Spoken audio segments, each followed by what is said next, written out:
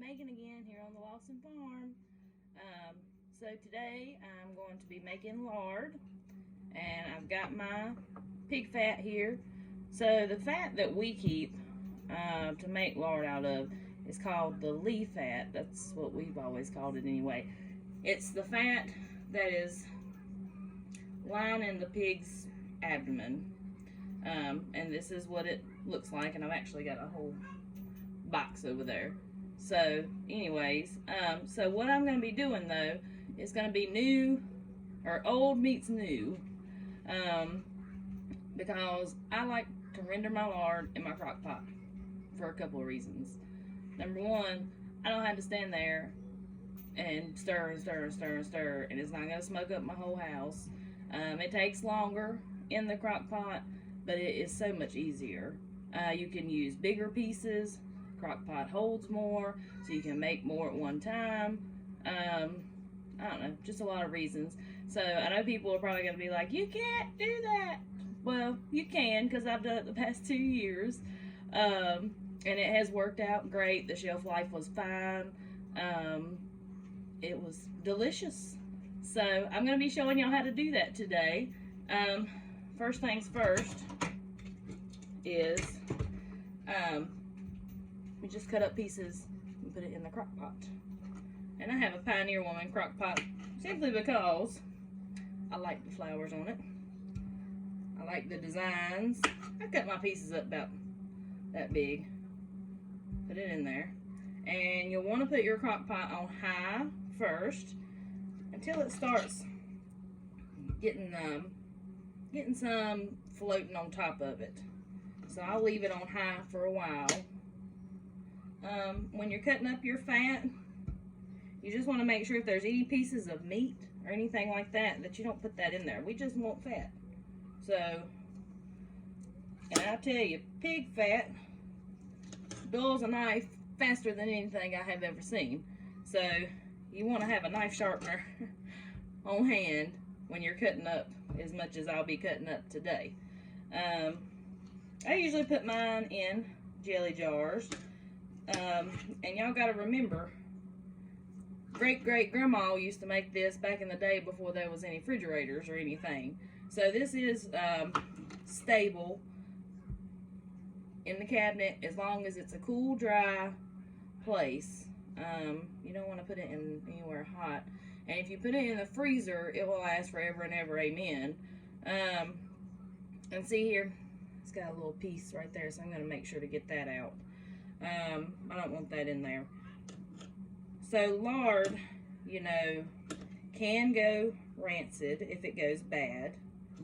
So I'm just going to tell y'all, it will knock your head off. So if you open that jar and your lard knocks your head off, don't eat it. Go open a new jar. But y'all know that. Y'all ain't going to eat nothing that stinks.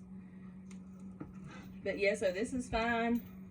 Up on the shelf. I personally, after I open a jar, I put it in the refrigerator, because the jars do seal because how hot the lard is once you put it in there, and when it cools it makes the jar seal.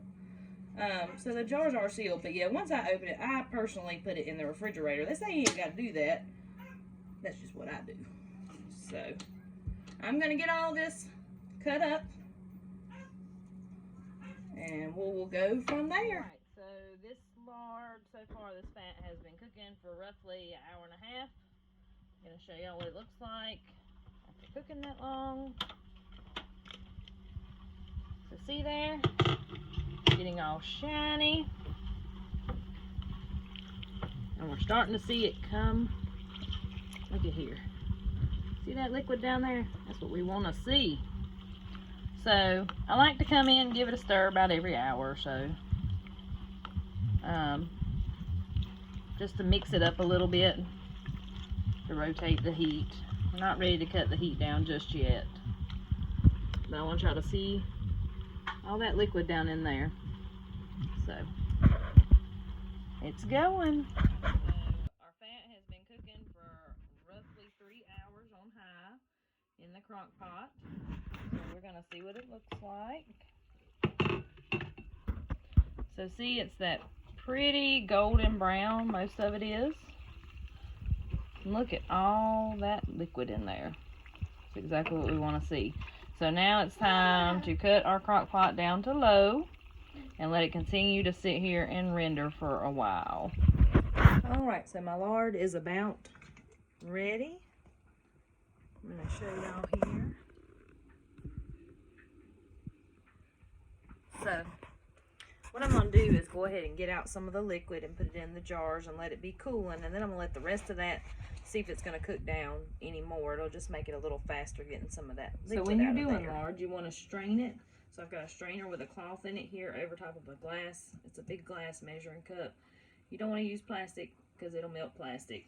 But anything other than plastic is fine. So I'm going to show y'all what I'm going to do here. I'm going to ladle this out.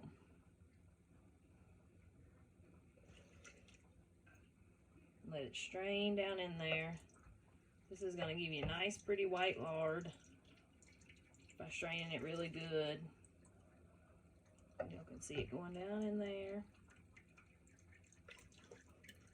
And I'll put these fat pieces back in the crock pot and let them cook just a hair bit longer. See if there's any more going to come out.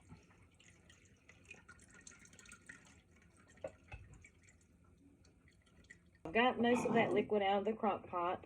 I'm going to let it cook a little bit longer to see if there are any, see if it renders a little bit more lard and turns those cracklings a little more firm to make us have the most we can get.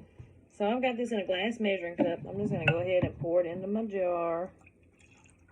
I've already strained this, you know, so this should be pretty white, smooth lard when I get finished. Alright, my lard is finished. It's good and cool. It's ready to put up for storage. I actually set it out on the porch to let it cool a little faster since it's cool outside. And here are the cracklings that come out of it. May or may not try to make some cornbread, put a few of those in that in a little bit. And I hope y'all have enjoyed this video and learned a lot. Comment down below if you got any questions or comments. Subscribe to the channel. Hit that notification button if you want to know when I post another video. Alright, y'all have a great day.